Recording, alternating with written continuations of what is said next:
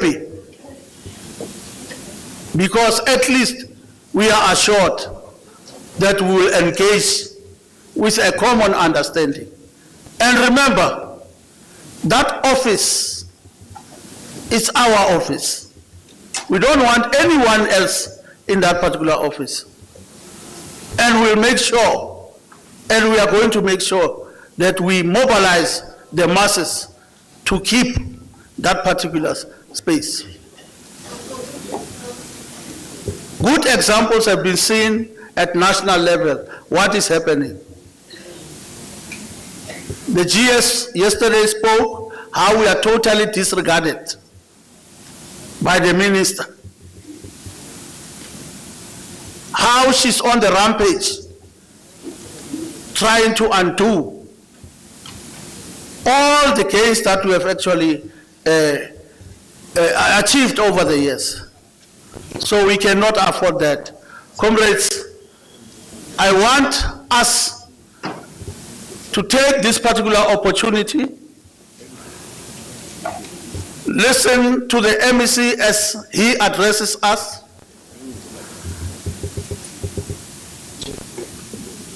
I will allow the comrade secretary, provincial secretary, to come before introduce him formally to you. He has been introduced to the structure of SADTU, but to you delegates in this particular conference, and then thereafter the MEC would have the luxury to address you. And probably MEC, you'll just spare a few minutes just to engage with the comrades, a few minutes so that they can ask some questions and then we proceed. The relationship does not end today, comrades. Let's not start another conference inside another conference. So I'll allow a few questions for the MEC after his address, and then thereafter we release the MEC as he's also having other competing priorities outside this particular meeting. Can I request a revolutionary song as the secretary is coming to the podium?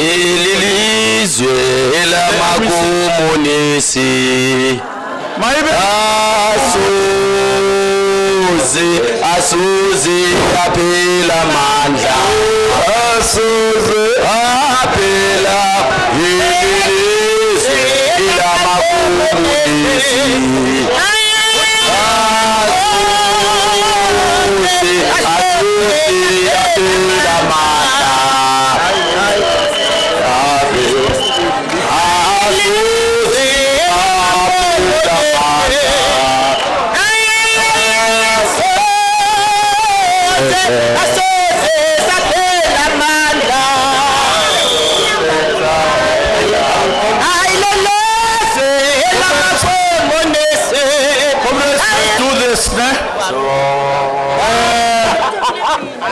Unfortunately, the MEC is pressed with time, but he wants to give you attention. And this is how the address is going to happen. We'll afford every region, the 5 regions, each to raise 1 priority questions. No, comrades, don't worry. 1 priority question that you want the MEC to address in this particular conference. After raising that question, before he addresses, he will start with those priority matters in his address. He's still going to address you. That's an approach that we are taking. He's not just going to address you openly, but he wants a particular focus. I know you have many issues, but as I've indicated, this is not the end of our being with the MEC. Can we do that, comrades? Can we do that? And I'll start from the my extreme right with most senior. Raise 1 pertinent area that you want. The MEC must not live here not having addressed that particular area. And then you'll come in that particular order. It will be Tshwane, it will be, and then thereafter, I would allow the MEC to take podium and address you. Spokesperson, Mosile. Thank you very much, Chair, and good morning to delegates and the MEC. Chairperson, the Secretariat report, MEC, correctly identifies austerity measures in terms of your frozen posts, overcrowding, infrastructure backlogs, and unfunded mandates, and increasing workload on educators as key threats to quality education and educator well-being. Now, what would want to check with the MEC, given the brutality of these austerity measures and how they are hamstringing education and our ability to provide the children of the working class with the type of public quality education that they deserve. What measures is the MEC going to bring to assist us to deal with these matters irrespective of the austerity framework that the government has taken? Because we have been told before that with austerity it means there is no money, and for where we are sitting that cannot be correct. We are still expected to produce quality learners, but the conditions don't match the expectation. Thanks. Comrades, thank you, Monsignor. Can I request that you try to be brief in presenting your question? Comrades, no, we don't behave in this way. You have to be brief. If your question is on austerity measures. No, comrades, you are not going to intimidate me on this one. I'm directing this meeting and it has to have order. You cannot, you are directed from the chair. I'm saying let's keep it brief as we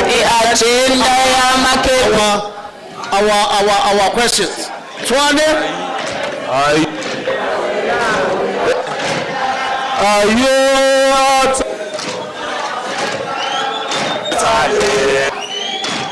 Jinda ya makibitali kone hacha jinda ya makibitali. We allow Twane to present. Jinda ya makibitali jinda ya makibitali uthi ya bunalu Christani jinda ya makibitali jinda ya makibitali.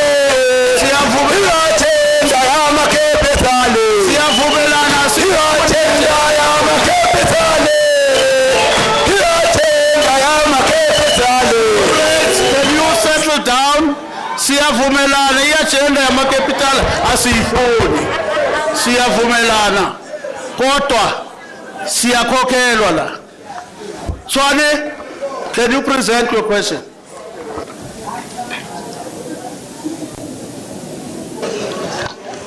Please, in the interest of time, no, comrades, you can't be like, we have agreed. The MEC is pressed with time.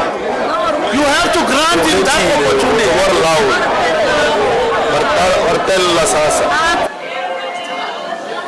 Twane, your time.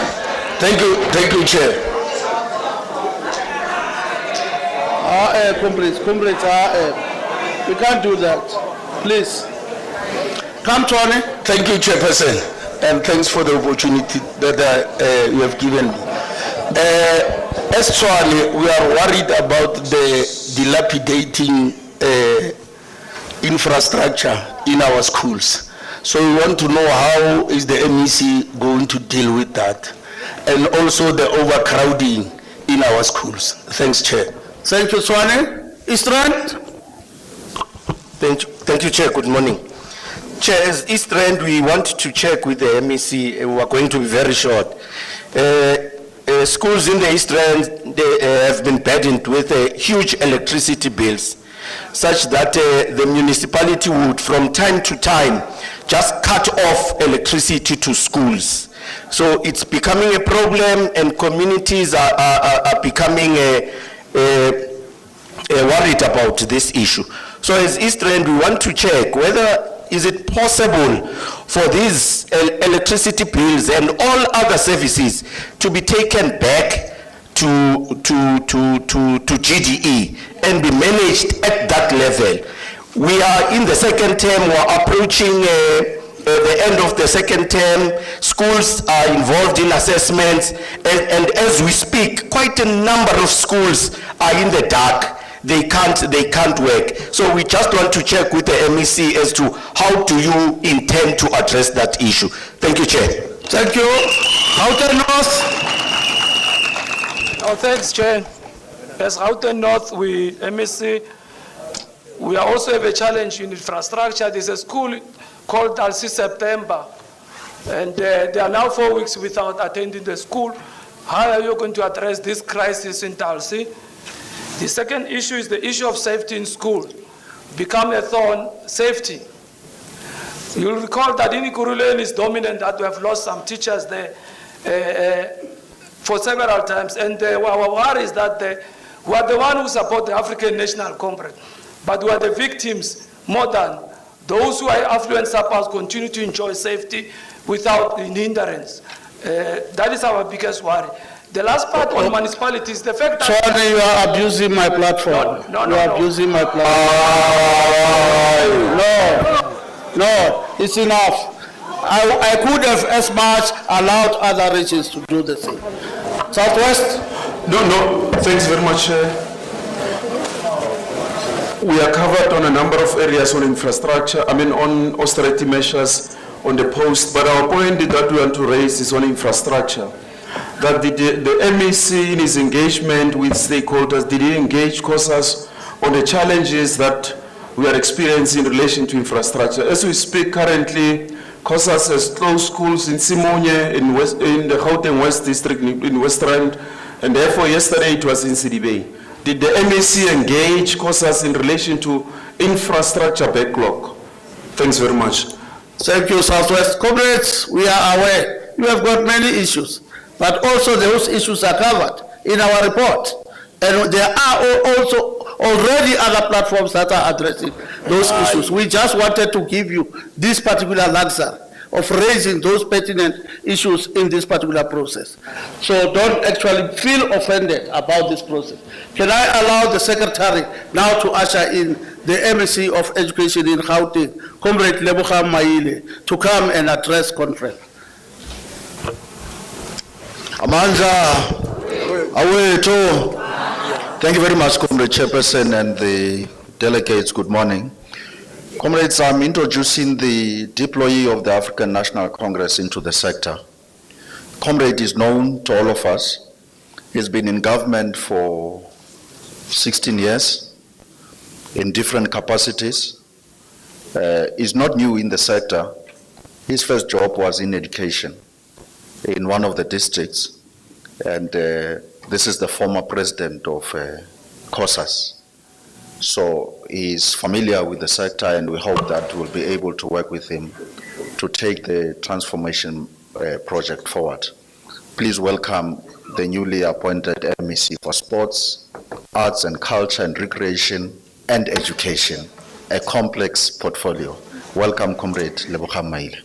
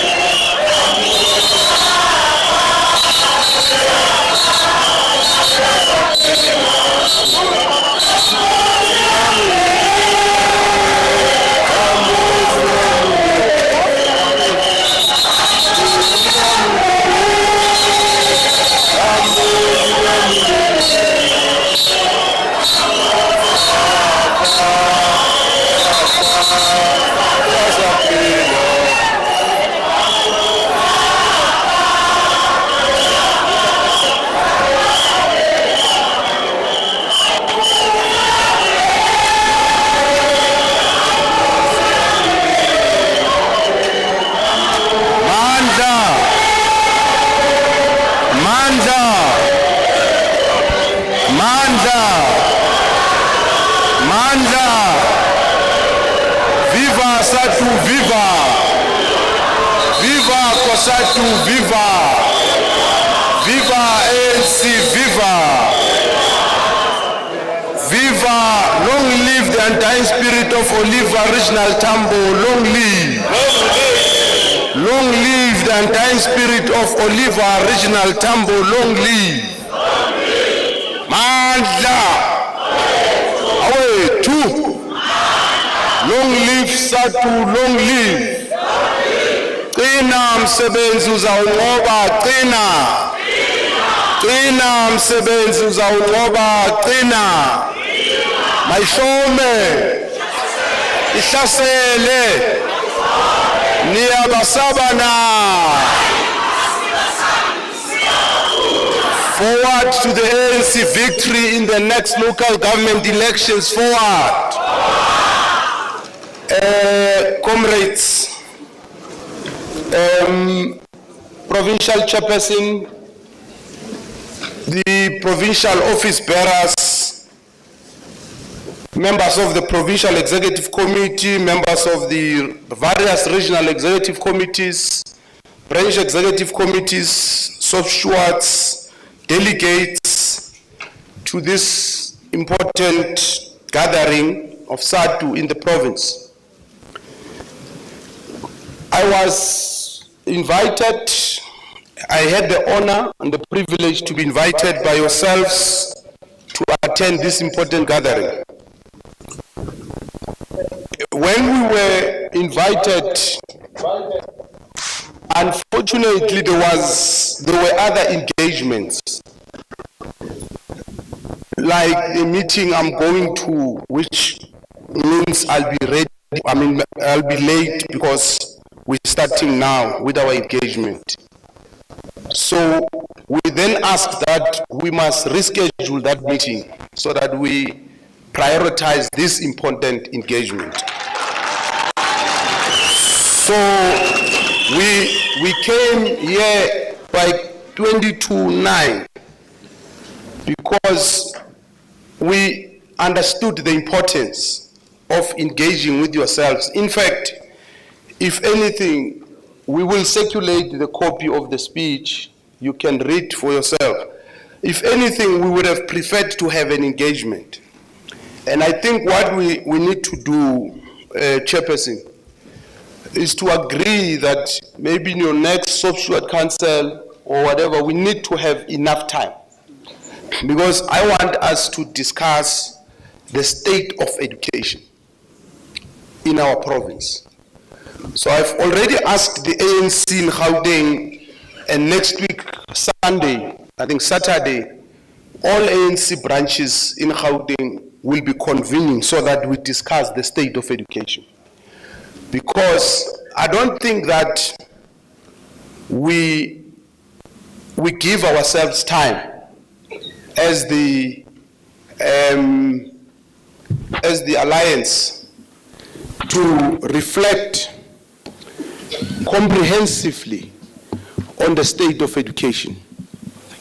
And if we don't do justice, we will not be able to find sustainable solutions to the challenges that are facing our education. We will be firefighting.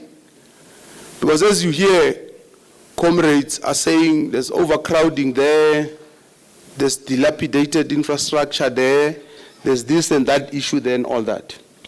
But let me start by giving context and say that post-1994, since 1995, we started a process of amalgamating 19 different departments of education. So before 1994, there were 19 departments of education. After that task, we then started with the process guided by the ANC Green Book on Education and guided by the struggles waged by students, communities, educators, workers, under the umbrella of the National Education Coordinating Committee and the United Democratic Front, the process to draft policy. The first Minister of Education at the time was Minister Sibusiso Bengu, and may his soul rest in peace. I had the privilege and honor just immediately to lead the Congress of South African Students as its president. We participated in the drafting of the Schools Act and all that. So, in the consolidation of the 19 different departments of educations, we ended up with 9 plus national. So that's the first thing. But the second thing, comrades, when we look at education, because education and schools are a reflection of our society. Before we are educators, before we are learners, we are members of a community. And if there's a problem in a community, there is crime, there is poverty, there is unemployment, it will find expression in the schools. That's why at all the times when we analyze, we have to analyze our surroundings and we have to look at society. That's why I want to start by saying in 1994, Gauteng had over 7 million people were in Gauteng. The GDP at the time was 750 billion. As we speak to you today, Gauteng has got 16 million people. The GDP is 2 trillion rands plus. The unemployment, as we speak in Gauteng, sits at 2.3 million. So those figures are important because when you look at the economy in the last few years, it has not been growing at the pace that is keeping up with the growth of the population. And what it means is that the South African Revenue Services has collected less and has been collecting less money. Government gets money primarily from the South African Revenue Services. So if they collect less, it means there's less resources. And there's competing priorities. Everything is important in government. If you will agree that housing is important, education is important, health is important, roads are important, creating jobs is important, etc., etc. So there's always competing priorities. But one thing that the ANC-led government has been clear about is that education and health, amongst many other important issues, are very important, and that's why the bulk of the resources are being given to education and health. So in 1995, you had 1.4 million learners in our system, in our education system. Few years later, 30 years later, as we speak to you now, there's more than 2.8 million learners in the system. 1.4 million in 1995, 2.8 million as we speak to you today. I said there were 7 million people in Gauteng. Today there's 16 million people. So there is a correlation, because people come to Gauteng because of in-migration, because they believe there's an opportunity for a better life in Gauteng. So what does that mean? It means a huge strain on our resources. A huge strain on our resources. And the reason why I say I want us to have a discussion, because I want to go into detail when time permits, so that what we do as a revolutionary union of educators, we must be obsessed with ideology and understanding the material conditions that we find ourselves in, so that we are able to make decisive interventions, because we need a strong SADTU. And I'm going to speak to some of the issues that comrades were speaking about. And I was just telling the PS that, by the way, some of the issues, it's what we want to do. But if we are not speaking as one, and we are not communicating and we don't have a shared perspective, we will not achieve a lot. So I was still on the issue of the population and all that. In the process of the population growth, you have also had the education budget in Gauteng, growing by over 1,600%.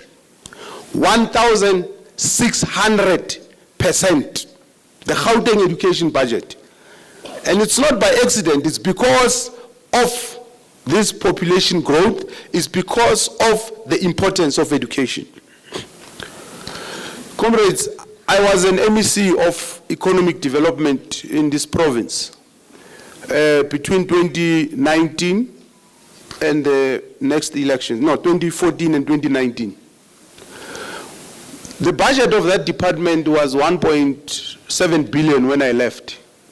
I went back now recently before I was brought here. As I speak to you now, their budget is 1.9 billion. Gauteng accounts for the largest population. Northwest Department of Economic Development, their budget is bigger than the Gauteng budget of economic development. What it means, yes, I say there's a comrade who's like, what do you mean? What it means is that you are limiting the capacity of the Department of Economic Development to intervene in the economy, grow the economy, invest and create jobs so that you can be able to collect more SARS and all that. But that's not the story for now. I'm building a story and I'm coming there. I was MEC of Sports, Arts and Culture between 2010 and 2014. When I left, their budget was R1 billion. I'm coming back now as MEC for Education, Sports, Arts and Culture. Their budget as we speak is R1.05 billion. It has not increased. What it means is that they don't have resources to build sporting facilities. They don't have resources to invest in sports, arts and culture activities in schools and in our communities. And you know why is that, comrades? It's because all the money, all these years, has been going to education. Because we could say, no, we must give more money to sports, more money to economic development, but we chose to give more money to education. I presented the budget before I became MEC of Education. In that budget, I allocated education more. I gave education 70.9 billion. But in that 70.9 billion, I want to talk to you about, 52 billion of that goes to educators' salaries. 52 billion of the 70 billion already. 1.7 billion goes to scholar transport. 1.3 billion goes to school nutrition. 8 billion goes to schools. 2 billion of that is for services like water and electricity. So that's our budget, in short. So when we have a discussion, and then 4 billion of it is about for infrastructure. But because of all these numbers that I was telling you about, population growth and all that, we need at least 200 schools. To build 200 schools in Gauteng, we need 35 billion. So if we were to build 200 schools tomorrow, we will not have all these issues that we are raising of overcrowding and all that, because we would have solved the problem. But we need 35 billion.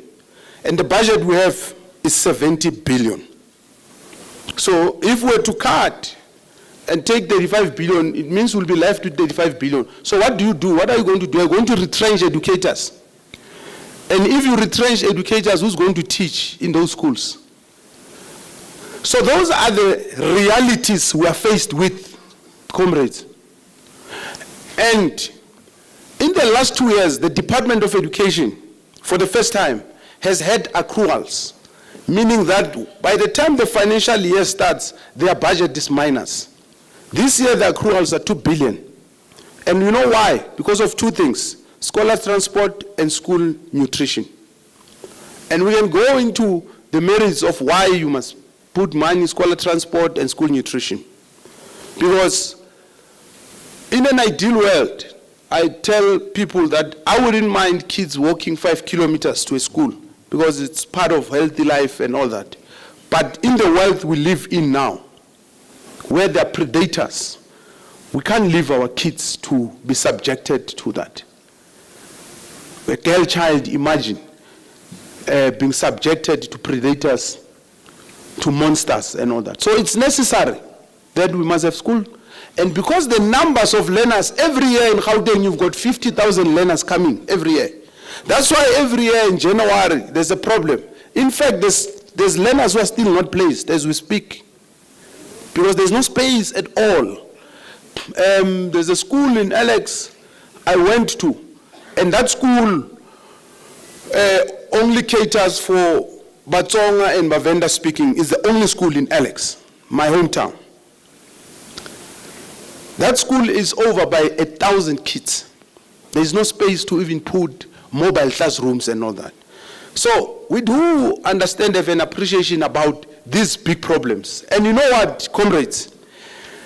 The starting point should be to thank our educators, because you are working under very, very, very difficult conditions, and still you go to work. So we need to understand that you can't expect educators to perform a miracle. Educators must play their role, learners must play their role, parents must play their role, and government must also play its role, which is to create a conducive environment and to also make resources available. I said there's about 8 billion that goes to schools. And part of the problems, there's a comrade who spoke about the safety of educators and principals. Part of the problems in schools is money. Money that is in schools. Tenders that are there in schools, which have attracted even these business forums. You've got a situation, and we must have a discussion, I want SADTU. Have a discussion. The law says parents who are caregivers and who are guardians can be elected in the school governing board. It's fine. But I want us to have an honest discussion. Because in most schools, you've got people who are in governing bodies disrupting the same schools. And I've asked them a question. If you have a child in this school, you will never disrupt your school. Because but if you don't have a child, it will be easy. And if there's a problem, why do you first start by disrupting a school and not go and march to the MEC's office, district director and all that? Why are you disrupting your school? So we need to have an honest discussion whether if you are a guardian and or a caregiver, can you be elected in the school governing board? It's a discussion we must have. And it's a discussion I'm going to introduce in the ANC as well. Because I think we have to be honest if we want to ensure that there is a stability. Because there are things, there are tendencies which have been created because of our good intentions. In the 80s, we were talking of people's education for people's power. And that's why we're talking about PTSAs, Parents Teachers Associations, that they must govern our schools and all that. But there are unintended consequences. And it doesn't mean that if you are a parent or a guardian, a guardian or a caregiver, you can adopt a child. The question is whether you can be elected in the school governing body or not.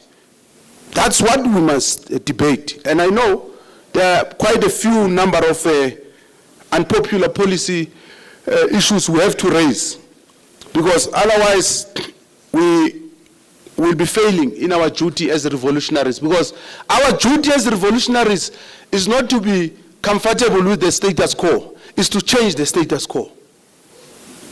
So, comrades, having said all that and gave you all the stats, there was a question raised. Firstly, Joburg Central says, Mosinye, comrade says there's no austerity measures. There's just no money. I just gave you the figures. The Gauteng provincial government budget is 171 or 73 billion. 70.9 billion of that is in education. 70 billion of that is in health. And the rest is left for everyone else to share. 140 billion gone. So, where else are you going to get the money? There isn't, it's not there.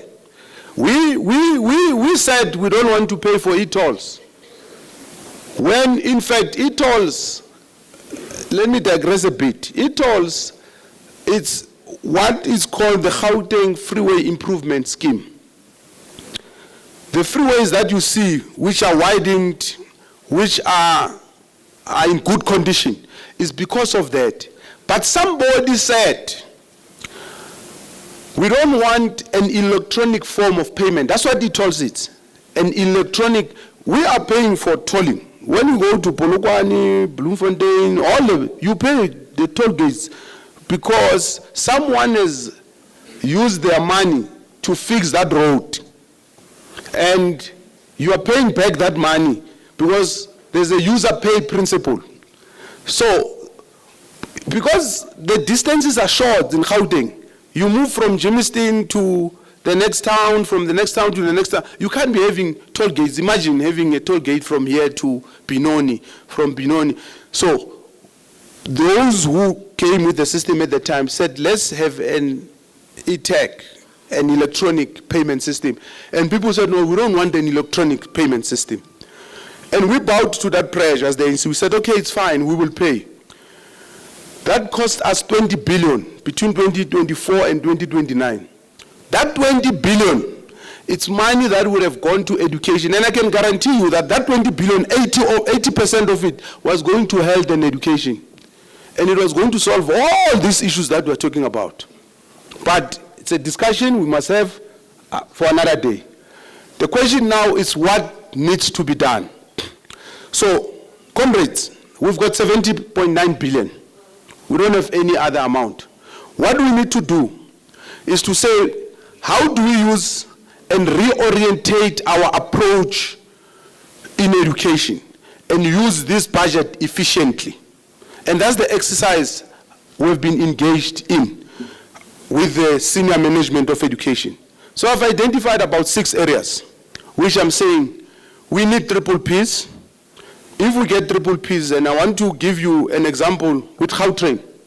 Gautrain, comrades, took us 15 years to pay. We spent 26 billion building that Gautrain. As we speak to you now, that asset is in the balance sheet of the Gauteng provincial government, and that asset is worth 55 billion. That's what the triple P does, if it's done well. So if we need 200 schools, and we must have 35 billion, which we don't have, we can't say we are not going to build the schools because we don't have, because the numbers of the learners are increasing. We must then go and get somebody who's got the money to build the school now. And then we can pay them over many, many years, because then it's like a bond. We wouldn't be having houses, most of us here, if you had to buy a house for $1 million in cash or for 2 million in cash. We wouldn't. But because you are given a bond, because you are credit worthy, you then pay it over a 20-year period and you still stay in that house. After that period, the house is yours and the value is higher than that initial amount. So the concept is simple. So the building of schools, it's one area that we're going to look at triple Ps, but it doesn't mean that we are stopping. We are continuing. Currently, we continue with about 67 schools and all that. And there's issues about the building of schools, the renovation of schools and all that, which we have to talk about. So the building of schools is one area that we have identified that if we can do it efficiently, we'll save a lot of money. The second area is scholar transport. This scholar transport is not efficient, it's not safe. In most cases, most of them are not roadworthy. And in most cases, some of them even shuttle. We are told that there's 3,600 buses. But I can tell you for sure, I don't think and I don't believe that. But that's a debate for another day. For now, we are saying if we were to do this differently, and we get somebody who says, I'm putting my 8 billion rands, and I'm going to buy you 3,600 buses, I'm going to maintain them, and brand new, they will have security features, we'll be able to have a biometric system for the learners, we'll be able to have a camera, you'll be able to monitor this bus, and the lifespan of a bus is 15 years. And you pay me in 15 years, I'm putting my 8 billion rands. So if that person puts 8 billion rands, we've got 1.8 billion, 1.7 billion.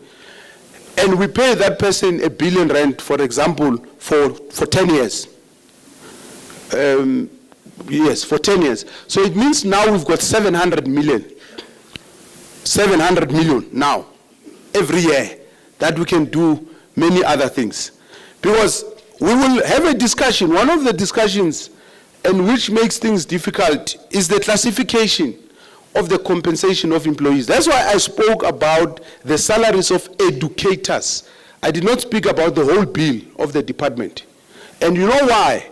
It's because my argument is that compensation of educators must not be looked as compensation. It must be looked as part of the core of what the department does. Because once you start looking at it as compensation, you are going to lose the plot. You will say you are spending more money on educators, when in fact you can't talk about education when there's no educator. Therefore, this is core, which should help us to argue for more money when it becomes available. So those are some of the issues which I would like SADTU to reflect on and engage with us. So the third issue, I spoke about scholar transport. You can save easily 700 million there. On infrastructure, you can easily save about 1.5 billion there. The third issue is e-learning. You know, comrades, we spend a lot of money on e-learning, about R1 billion to be exact. And we are only catering for grade 10 to grade 11. Kids in the private schools, there's a comrade who was talking about the kids, the children of the working class, and I like that. Children of the working class, the motive forces of the revolution. So it sounds so revolutionary. But how are we, and we must talk about that, making sure that these kids of the working class get quality education, and we make sure that their days are not disturbed like the kids in the private schools, because the kids in the private school, not even one day in a year goes without them receiving education. Not even one. Not even one. So that's another debate. But on the e-learning, comrades, what prevents us from making sure that learners from grade 7 at least, not even from grade 8, from grade 7, whilst they are still at primary, they get exposed to that and they've got access to that. It's possible if we do this program differently. You know, comrades, we've got gadgets. What are these? Cell phones. When you buy a cell phone, what is this? Is it Pro 17 or something? You pay 35,000, I think, from the shelf of the counter. But because most of us don't have that 35,000 cash, we take cell phone contracts. And you pay that gadget, including airtime and data and many other services. You pay 3,000 or 4,000 for 24 months and they replace the gadget. But what we have done in education, we have said we are buying that gadget for 35,000. And after 2 years, that gadget lifespan has expired. They know that we must buy another one, or we must pay a service provider to refresh the gadget. Doesn't make sense. We're losing a lot of money there. So that's the third area we have identified. And we have developed concepts and all that to be able to save money. The fourth area, there's a comrade who spoke about safety of educators and even of learners in schools. You know, we spend 165 million in schools on patrollers. Every school, I'm told, has got 4 patrollers. I'm told, whether they're there or not, it's near here or not there. I'm told there's 4 patrollers. But anyway, we spent 175 million. And I can tell you, comrades, with 165 million,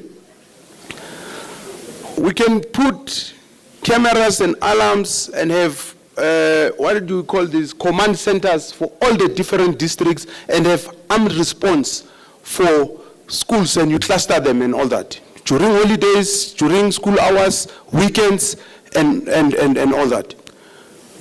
Again, through a triple P, because if it's going to cost us R1 billion, which is most likely what it's going to cost us, and to put in the systems that are integrated, to ensure, because one of the problems in the schools, and that's what also creates bullying and all other problems, is because a lot of people who commit these crimes, they know that their chances of being caught are limited. Because we don't have systems, we are many, there's lots of schools, the police are overstretched, everybody's minding their business. So that's the 4th area on school safety, which we think we can save a lot of money there and bring some efficiencies. The 5th area is what the comrade was talking about, of water, electricity. In fact, I don't understand. I was asking the department when I got there, why did we decentralize that function? Because the schools should not be overburdened by administrative functions like receiving, interpreting bills and all that from municipalities. So they were telling me about some gazette by the minister, which I said that we'll have to look at that. Because in my view, and I want to tell you a story, which you can go and research. This story is simple. We spent 2 billion rands on water and electricity for all the schools in Gauteng. If we were to take the schools off grid, and we do things like putting solar, putting inverters, putting batteries, putting boreholes, putting, using what we call grey water, recycling water for flushing, for gardening and all that, alternative solutions, comprehensive. If we were to do that, and you take your biggest school, it will never cost you more than 700,000 rands, just one school. Those who have calculators, take out your calculator and calculate how much will it cost you if you do that in 2,211, or rather 2,200 schools. You can take out calculators, it will tell you it's about 1.5 billion, which is a once-off fee to install. Yes, there will be maintenance cost and all that. So imagine someone comes and say, I'm putting 1.5 billion, I'm going to take all your schools off grid, my 1.5 billion, and you can pay me over 5 years period. Every year you give me 500,000 so that I make my profit and what. So we have 2 billion. It means there's 1.5 billion that we can use for other things and have efficiency in schools, and we don't have a problem that the school will be disrupted because there's no water, there's no electricity. So these are the inefficiencies in the system. If we don't attend to them, we will not get the money. We'll always shout at each other about pay progressions, about filling of posts. You will fill the post, the system is going to collapse. And I was saying to the stakeholders, imagine the system collapses and we come to you as an educator sometime in September or in October and we tell you we can't pay you your salary. It has happened in municipalities, it's happening. Even here in our province there are municipalities. So if you think it's something that is not possible, it is very, very, very possible. Or we come to you and say, can you please give us a discount on your salary, 30%. And we want to start with SADTU members because they are revolutionary. We want you to demonstrate that you want the children of the working class to be educated. SADTU, 30% discount on your salary. Imagine. So if we don't apply ourselves and understand what we are dealing with, we are going to get to that level. But not under our watch. It can't get to that level under our watch. And that's why we're saying we want to work with you, and time permitting, I want us to sit down, because there's a lot of things that we have to do. But also there are a lot of concessions we must do. Teachers, government, learners, give and take. And by the way, one of the things I've not explained about the scholar transport is that if you've got an efficient scholar transport that is owned by government through this fleet management and arrangement I've arranged, it means every school has got a bus for extracurricular activities, whether after school or weekends. That's what it means. So there are many other things. So, but we must understand the system, comrades. So that's what I'm saying. Let's spend time understanding this system that we're presiding over. Analyze it and say, what are the weaknesses of the system and how do we improve the system? So comrades, as I've said, I would, and Dalsy September, because that's a specific school. I'm aware. Where's the comrade? Dalsy September. So one of the things that's going to happen there is that, by the way, to be honest with you, before I give you an answer, one of the problems with some of the people who are disrupting there is people who want tenders, by the way. Yes, in Dalsy September. I'm not going to give in to those people, because Nagi causes us in that, so I'm not going to give in there. Those people who want tenders and they disrupt, we must deal with them. But there is an issue about the state of that school, which is not in good state. So one of the things we have done, we are going to bring these mobiles, which I don't like, by the way. They don't make sense to me. They are dignified mkuku and all that. And we can't subject our kids to such. But it's something that we will have time and discuss. And that's why we need triple Ps. We can't be having mobile classes for 20 years. And we just fix and fix, but we'll get to that. So there will be mobiles that are coming. 1, 2, I got a sponsor that I'll be bringing to introduce in the school, who's going to fix about 10 classes with their own money and sanitation in Dalsy September. So I'm doing the same. So one of the things we have done, even with the other school in the one that got banned, I also got a sponsor there. So one of the other things that I did not speak because of time, we are intensifying, we're going to launch what we call Adopt a School, because we think there's a lot of money in the private sector which is not properly channeled. And therefore, if we give confidence that we can run the system properly and we can manage resources properly, we will be able to get more and more. I've heard a lot of people saying they are interested in investing in education, and we are working on a program to adopt a school. So comrades, I'm already late. My appointment was at 10:30, and one of the things I hate very much is to be late. But because of the importance of this session, I thought, let me just say these few things. The speech is there, we'll circulate it, but we will find time to engage. I hope you have good deliberations, and comrade leadership, please share the resolutions and the discussions of this conference. We would like to have a formal session with you where you take us through, and then so that we understand, and we must be able to debate. We must not be allergic to debate, comrades. We must be robust and be prepared to make concessions and understand that we will never change anything if we use common sense. Thank you very much.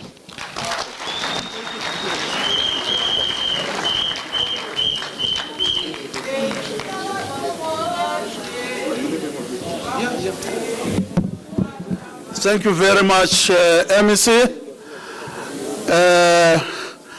I hope we will appreciate the fact that the MEC is open to engage with us. We are still going to engage, It has always been our culture. And we know, even after this conference, after your resolutions, the immediate task of the leadership is to initiate a meeting with the MEC and HOD, where they are going to actually share with them what the union thinks. So let's actually thank the MEC for having spent this little time under the pressure. We started late, comrades. Let's take that particular responsibility, but hoping that we will create avenues and opportunities for engagement with the MEC. But most of the task must be done by us, comrades. We don't rely on meeting the MEC directly as a solution. We should actually initiate and come up with ways of addressing issues in education. Comrades, our program is going to be congested for today. We are also expecting the ANC to speak. We are also, I'm not so sure if SASCO is here. SASCO is here. Welcome, my leader. Maybe you'll be formally introduced. Comrade Education Convener, have you taken the list of all the people that are here so that you must introduce them?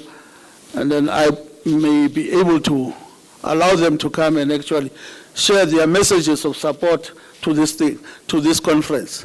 And remember, we presented the organizational report yesterday, which is going to be subjected to a process where we are going to deal with clarities on the report, and then, as the tradition, the Secretariat report and its contents are going to be subjected.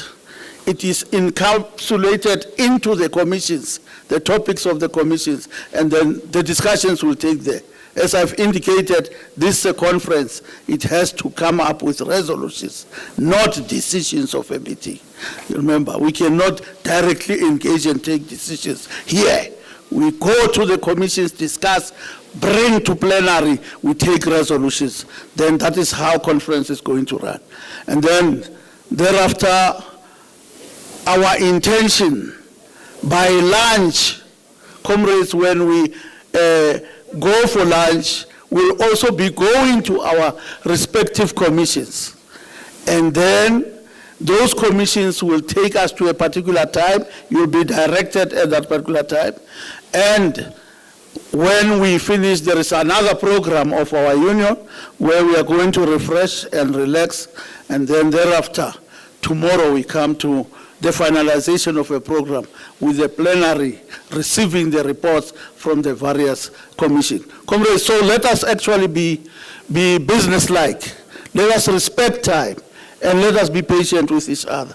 We are actually having the pressure of time. Let's understand each other. Comrades, I don't know, education, are you ready? What's that will? Okay, let's give a revolutionary song. I want to allow the Comrade Education Convener to introduce all the guests so that now as I call them, I need to know who is here, who is not here. I might not know who has actually joined us or who has not joined us and who is going to speak or who is not going to speak here.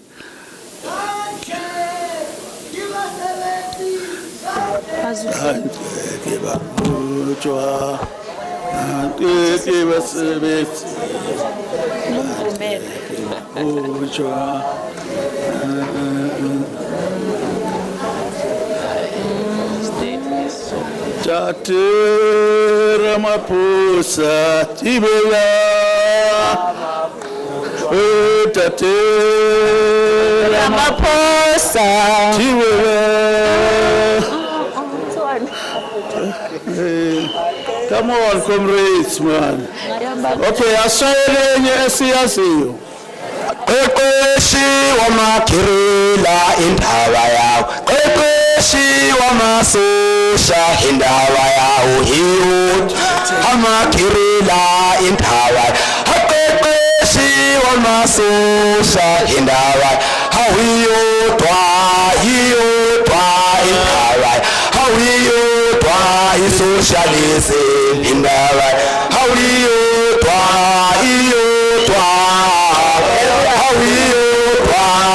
socialism. Abaqeqeshi wamakela, abaqeqeshi wamasosha, abaqeqeshi wamakirela, abaqeqeshi wamasosha, hawiyoba, iyoba, hawiyoba. Can we allow the education convener to introduce the guests who have just joined us, and then we'll take them as per the program to come and give the messages of support. Thank you so much, Chairperson of the province. Amandla, good morning, comrades.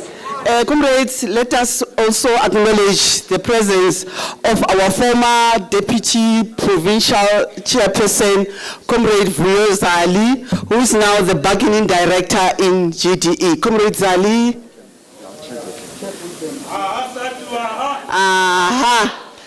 We also, in our midst, have the former Education Convener Provincial, Comrade Mapei Fomutlame.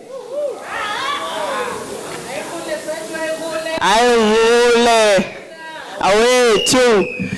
Thank you so much. From SASCO, we've got Comrade Wikelo, the Provincial Secretary. Comrade, you indicated that your name was difficult. Away too. From Limpopo Province, we also have the Provincial, Provincial Treasurer, Comrade, apologize, Michilele from Limpopo, my leader. Away too. Thank you so much.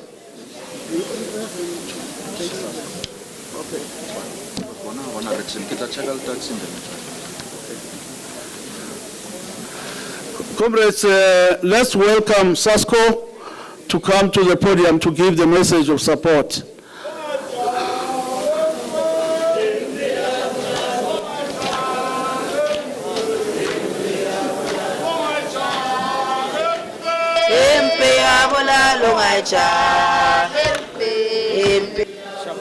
How are you, leadership? Okay.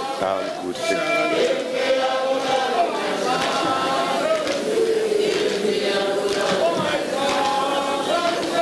Amandla.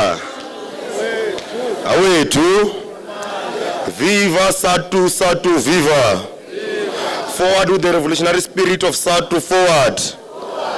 Thank you very much, comrades. As a disclaimer, I just want to highlight that my name is Vukudo Nekabambe. It's Venda, so it's kind of difficult. I said it. It's Vukudo Nekabambe. I'm the Provincial Secretary of SASCO in Gauteng. Comrades, thank you very much for being given such an opportunity to come and give well wishes to the SADTU Provincial Congress. The South African Students' Congress, Gauteng, conveys its revolutionary greetings and an unwavering message of support to the leadership, delegates, and membership of the South African Democratic Teachers Union, popularly known as SADTU Gauteng, during your important engagement and organizational programs in the province. As SASCO, we regard SADTU not merely as a trade union of educators, but as a historic revolutionary formation that has consistently stood on the side of the poor, the working class, and the oppressed masses of our country. SADTU has over the years entrenched itself as a progressive force within the broader democratic movement, carrying forward the traditions of militant activism, community consciousness, and radical transformation within the education sector. The history of our struggle teaches us that education has never been neutral. Under apartheid, education was weaponized to reproduce inequality, oppression, and the subjugation of black people. In the democratic era, the struggle continues against the new forms of exclusion driven by neoliberalism, privatization, and austerity measures that threaten to commodify education and undermine the transformative goals of our democratic revolution.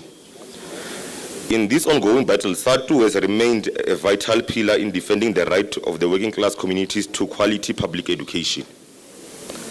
SASCO Gauteng notes and appreciates the immense contribution made by SADTU in shaping the educational terrain in Gauteng and South Africa at large.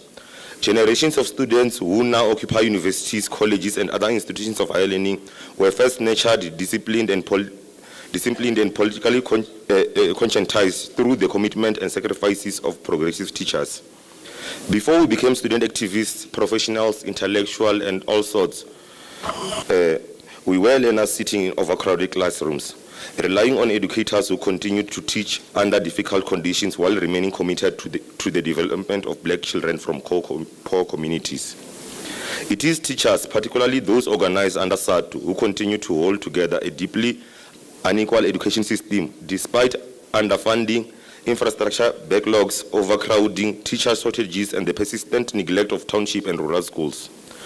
The struggle for free, quality, and decolonized education cannot be separated from the struggles of educators for dignity, transformation, and proper resourcing of schools. As SADTU Gauteng, we further recognize SADTU as a key ally in the province within the broader progressive movement. The historic Student Worker Alliance remains fundamental in advancing the national democratic revolution and confronting the growing attacks on the poor by monopoly capital and the neoliberal forces.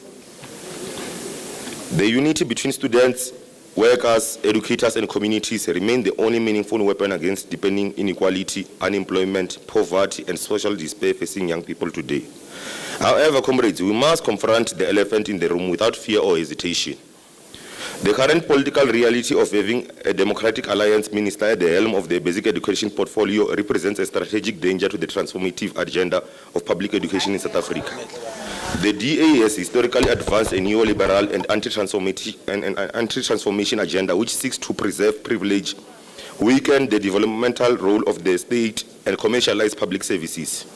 Their ideological orientation is fundamentally opposed to the aspirations of the black working class and the historically oppressed majority.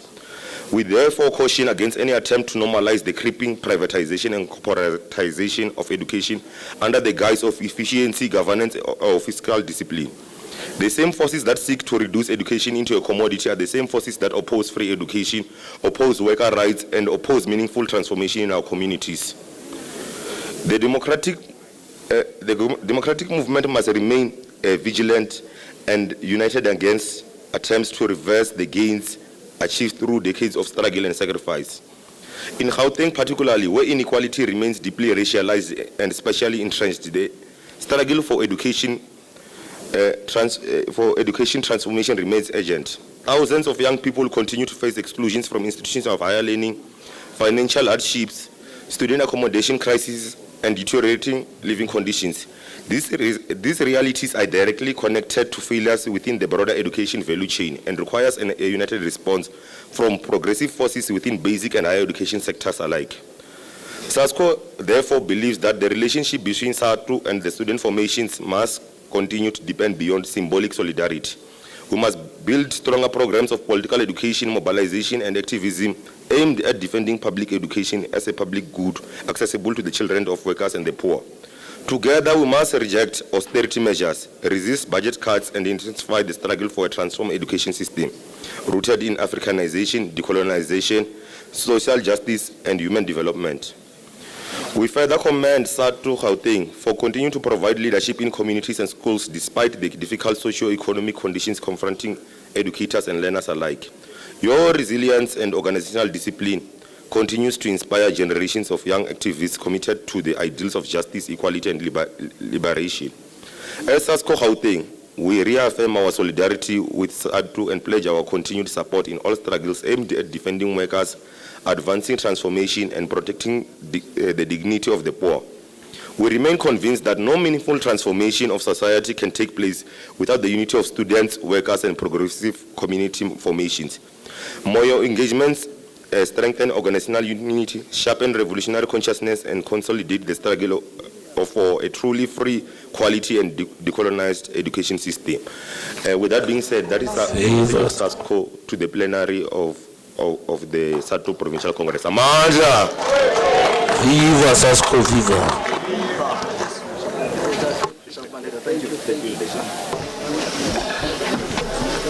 Comrades, let's thank SASCO for the message of support. I'm now going to request the Provincial Secretary to read the messages of support which have been sent by COSAS, ELRC, NASCOP,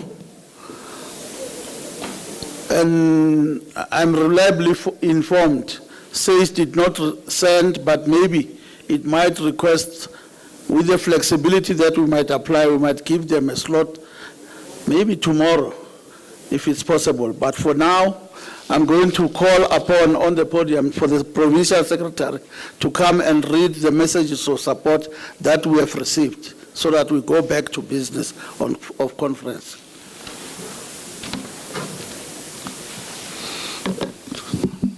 All right, thank you very much, Chair. We will read through the messages of support that we received from some structures. The message that has been flooded now is the message from the ELRC, which came through the provincial manager, who is in the meeting together with the chairperson of the chamber, who is sitting on the table, Comrade Confidence Masigo. On behalf of the Executive Committee and the General Secretary of the ELRC, I wish to convey our fraternal greetings and support to SADTU as it convenes its critical provincial conference. The education landscape has significantly advanced with key legislative developments such as the Bella Act, Grade R transition, and the signing of the Bella Act marks a turning point for our sector by integrating Grade R into the mainstream basic education system. The Act has fundamentally changed the landscape for ECD practitioners. Parties to the LRC have agreed on a special dispensation to improve the conditions of service for Grade R practitioners. Our goal is to ensure that qualified, underqualified, or unqualified practitioners are given the opportunity to professionalization and are permanently appointed under the Employment of Educators Act as posts and funding become available. This transition is not merely a policy shift, it's a commitment to dignity and equity for those at the foundation of our education system. Furthermore, the Council is prioritizing the monitoring of Collective Agreement 2 of 2025, which focuses on qualification upgrades for Grade R practitioners in tandem with the legislative changes such as Children's Act. ELRC is working closely with the DBE to ensure the vetting of educators, guaranteeing that our schools remain safe havens for our children. The ELRC continues to serve as the custodian of labor peace in public education. In our endeavor to maintain this stability, the Council has significantly improved its efficiency in resolving disputes and matters of mutual interest. Notably, Gauteng Chamber has shown exemplary leadership by signing Collective Agreement 1 of 2025, which streamlines grievance procedures related to appointment profession of office-based educators. Through the Labor Management Partnership, we are strengthening the relationship between management and labor, following the successful training of district leadership teams in Gauteng and the upcoming launch of school leadership teams. We are creating an environment where challenges are resolved at the source. The Council recognizes that teacher well-being is intrinsically linked to the working environment. Teacher well-being cannot be realized in isolation from the challenges of overcrowding, infrastructure backlogs, and teacher shortages. As the largest teacher union, SADTU is uniquely positioned to offer the intellectual and practical leadership needed to address emerging and existing crises, ranging from infrastructure deficit to the silent crisis of learners struggling to read for meaning.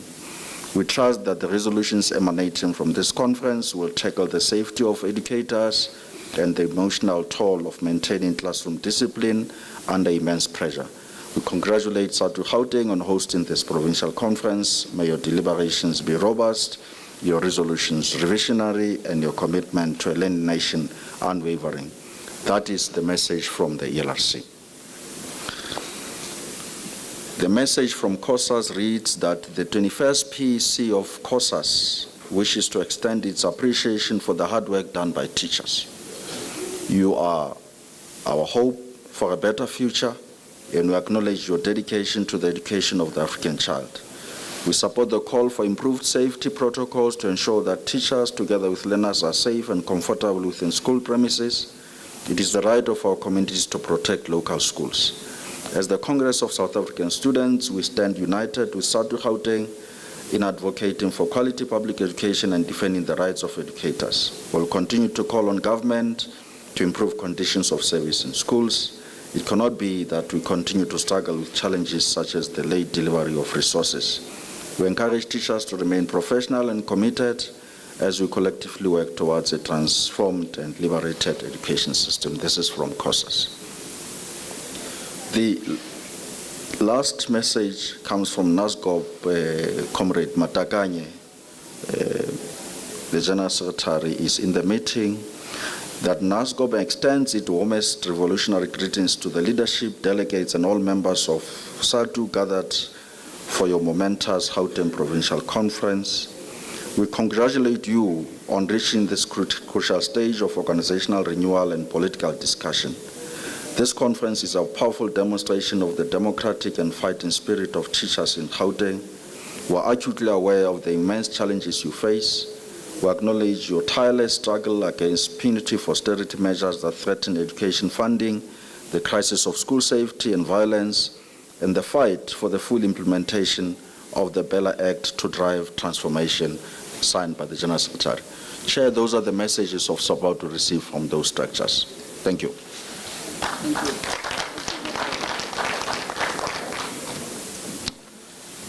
Thank you, Provincial Secretary.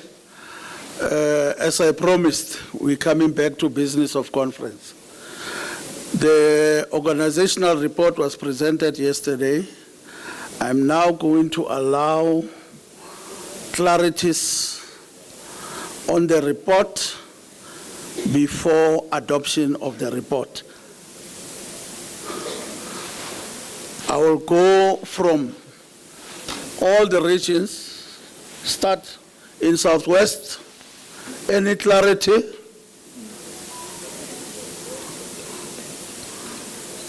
Seemingly there's no clarity. Here, Gauteng North.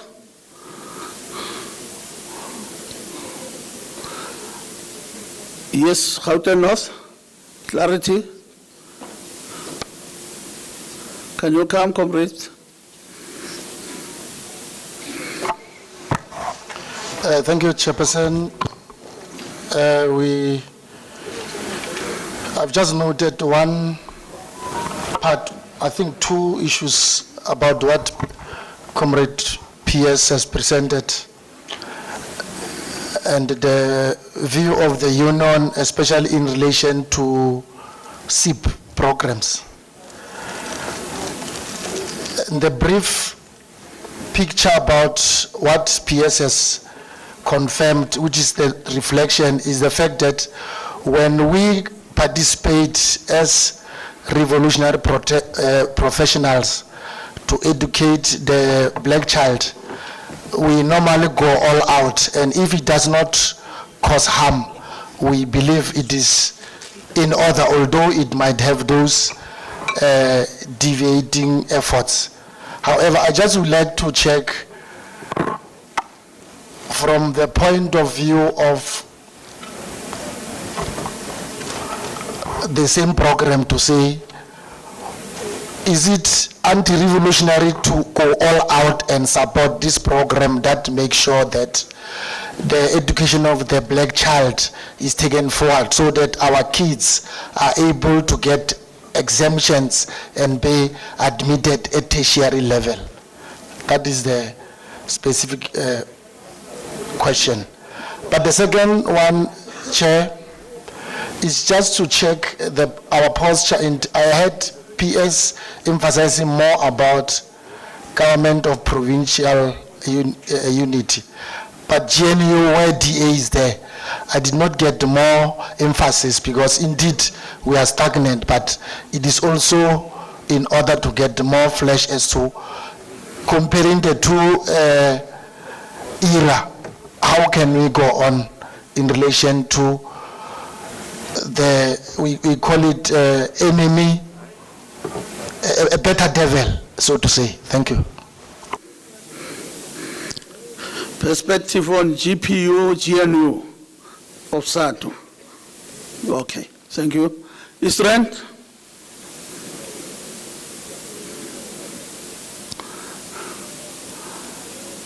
Eastern seemingly it's covered.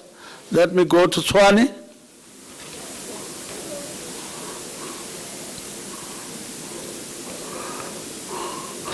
Andiboni mntu apha. Tshwane, content with the report? Mosinye? We're fine, Chair, thanks. Thank you, my leader. Thank you very much. Comrades, as I've indicated, the report, most of the report will actually issues that stem from that report will be accommodated into the commissions that are going to be undertaken after lunch. And so you'll have the opportunity of discussing the way forward and resolve on those matters for the province. Let me call the Secretary to come and respond to the issues that have just been raised now. No, Chair, thank you very much, and thanks for the questions. Comrades, SIP is not a counter-revolutionary intervention project. All we are raising is that we must avoid a crisis-driven approach of education transformation. We appreciate extra efforts. That's what you should do as revolutionaries. But when you look at it, we are operating in a crisis mode. Because we only realize in grade 10 that we must do some additional work to take our learners through. So there's nothing anti-revolutionary about it. All of us do work anyway. We carry work home. We do work on Saturdays. That's who we are as teachers. But we're just raising the question of running education as if it's crisis-driven.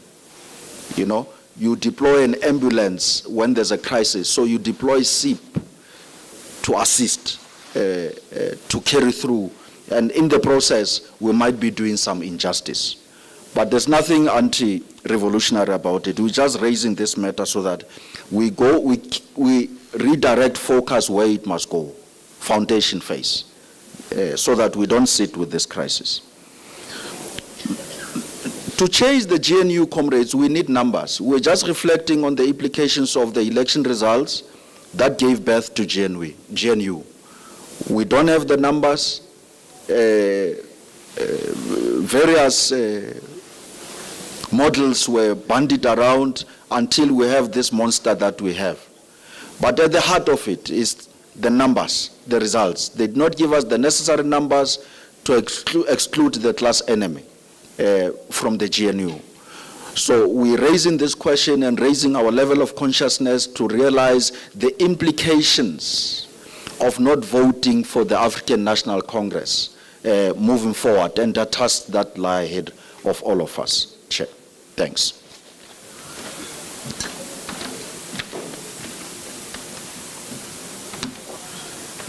Thank you, Nopala. Comrades, we are in this situation. GPU, GNU, we know. It is in our hands now. Are we going to work hard to woo in our people who have decided to stay home and not vote for the African National Congress? Are we going to allow the situation even to go on? The local government elections are going. The metros have already gone. What are we saying to save ourselves of all these particular inconveniences? It is not what we desired, but everything is on our shoulder to actually work out that. Comrades, we have done justice to the report. I would call upon the Comrade Secretary to call for this particular adoption of this particular report and then get seconders from the respective delegates according to regions. Comrades. No, thank you very much, Comrade Chair. We move that the Secretariat report accounting for the 4-year term of office be adopted by conference. Thank you.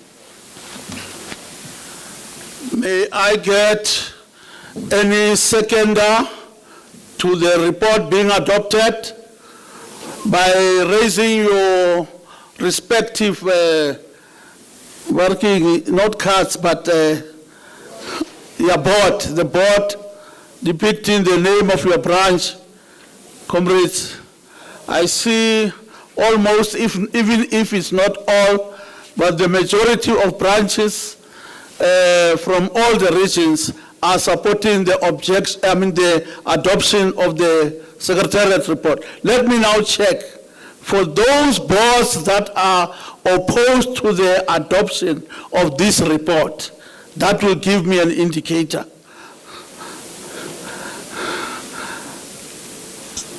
There's none, comrades.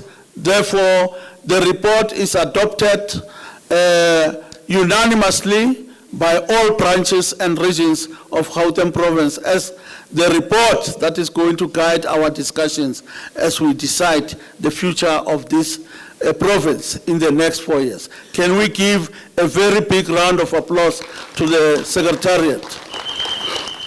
Asiona you. Aki utlu. Oh, comrades. No. Okay. Thank you very much, comrades. We are now going to invite the provincial treasurer to present the financial report. It's a constitutional imperative, and we will also do the rituals with it up until its finalization. Then we are doing fine, comrades. And let me actually applaud you. You are doing fine, irrespective of the pressures that we initially have. Comrade Treasurer, animphakamiseni ngekwichi, comrades. Akusi culture yourself. What has gone wrong now? Somewhere, somehow, kune sabotage nyana and infiltration. Hey nyamaza, biole, hello, hey nyamaza.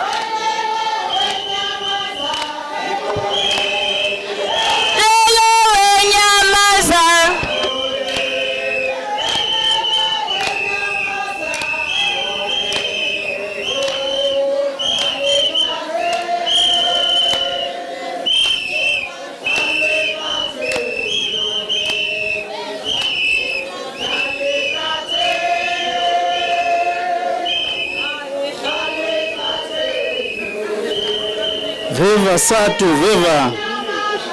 Viva!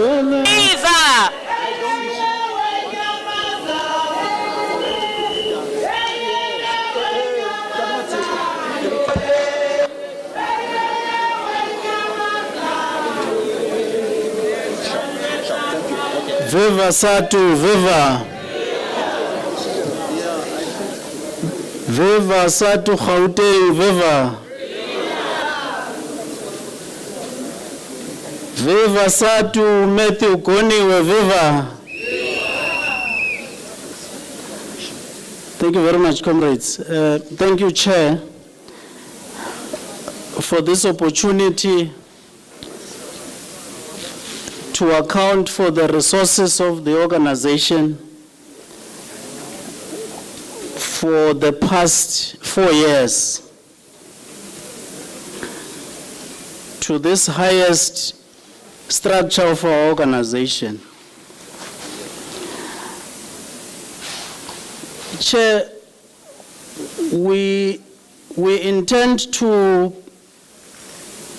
present this report as per the constitution of the organization, the finance policy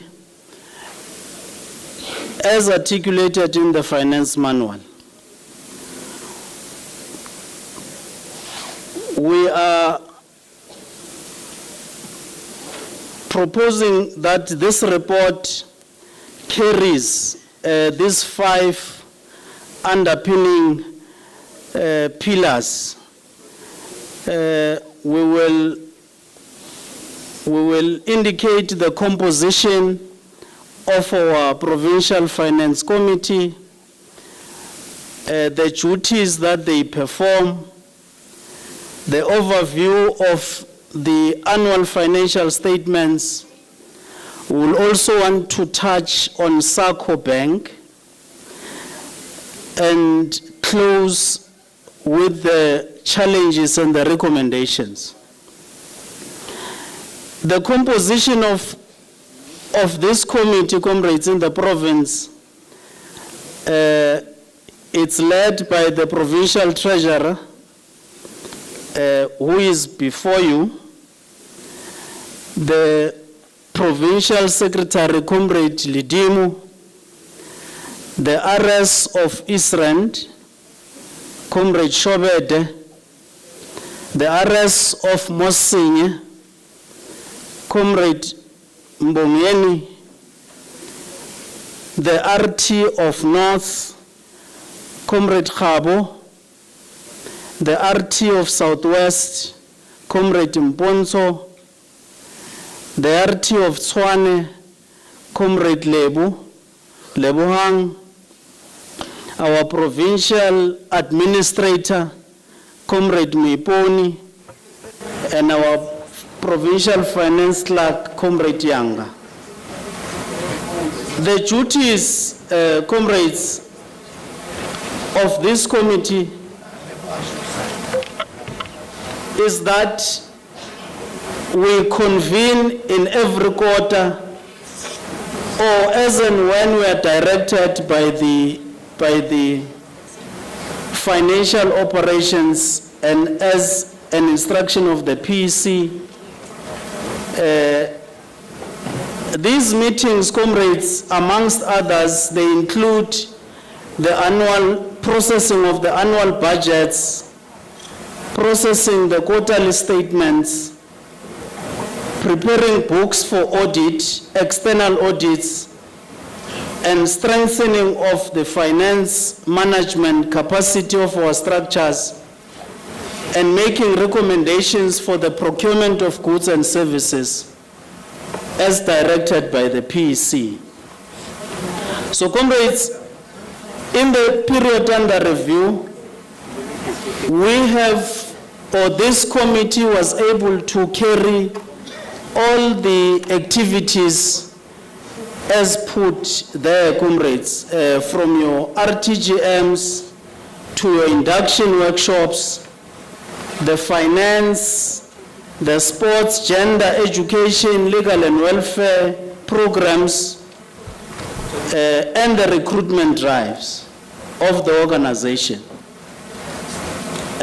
So, comrades, the overview of audited financial statements, the province, comrades, has consistently throughout the term under review obtained and qualified the reports or opinion.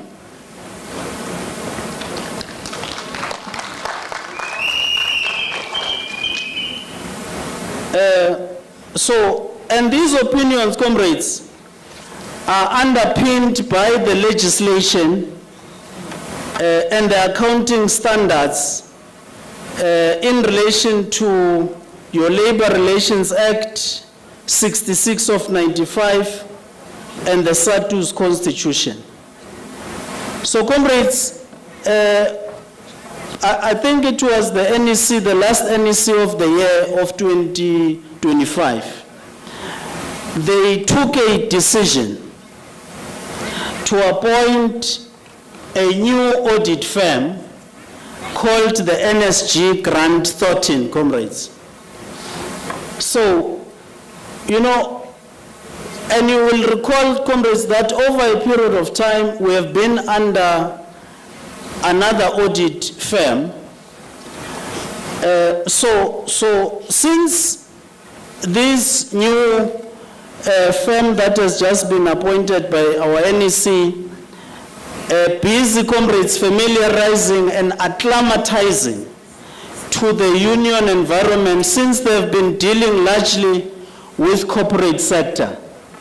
So they are still in a process, comrades, of ensuring that all our assets, the lease agreements that the union performs every now and then, they are checking it thoroughly before they could append their signatures on the audited financial statements of 2025.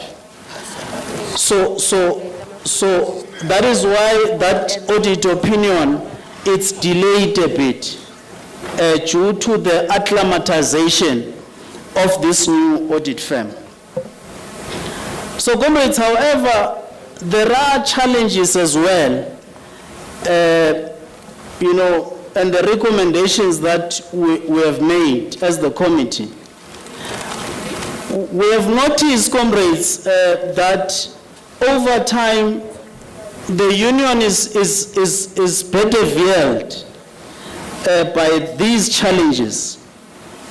That some structures, for example, our BECs, comrades, at times they will operate without adopted budgets, which is problematic because our SADTU manual instructs all of us that you know, our SSCs must adopt the budgets before we can spend, comrades, because these are public monies, comrades.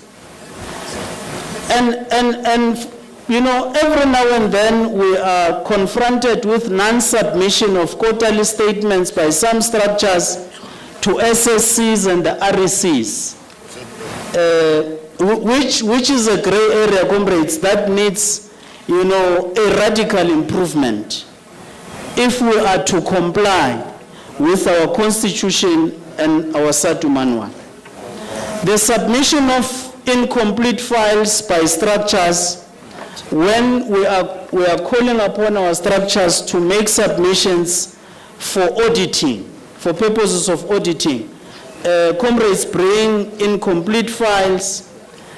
As I speak to you, comrades, I'm sure there are still structures that the current audit firm is still battling to get them signed, the financial officers, to authorize the access to the bank.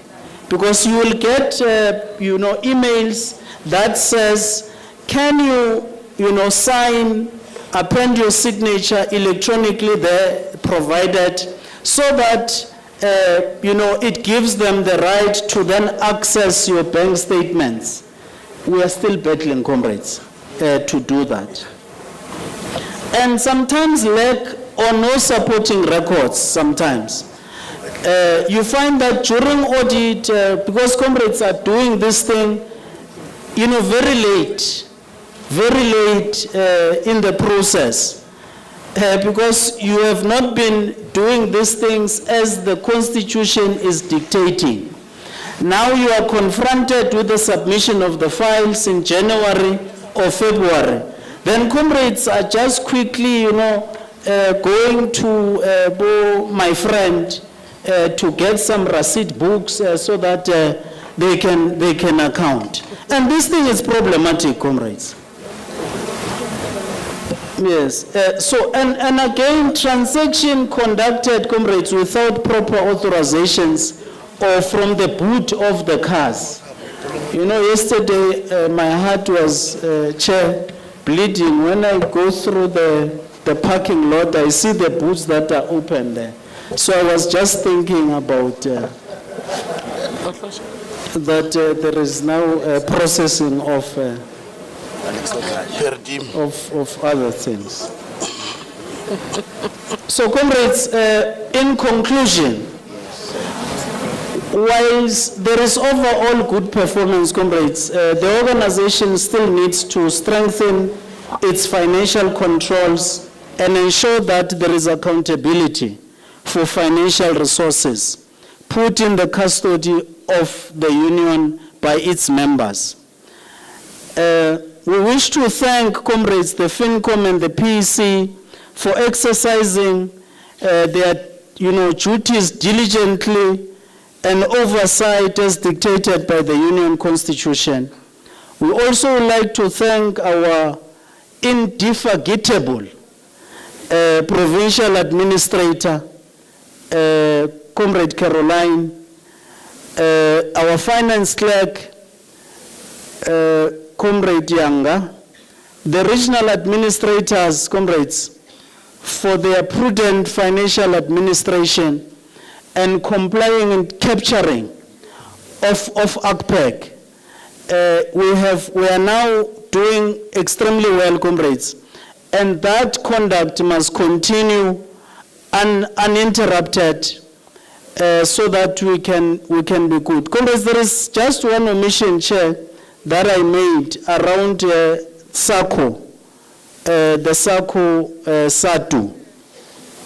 Comrades, we in Gauteng so far in terms of the numbers, this resolution, comrades, of progressive resolution to start a SADTU bank, nationally we only have about 3,500 members, and Gauteng only constitute 619 comrades of this membership.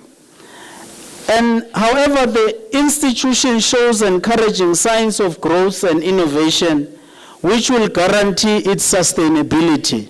So we are encouraging that all the leaders that are here, comrades, if we could, all of us, today,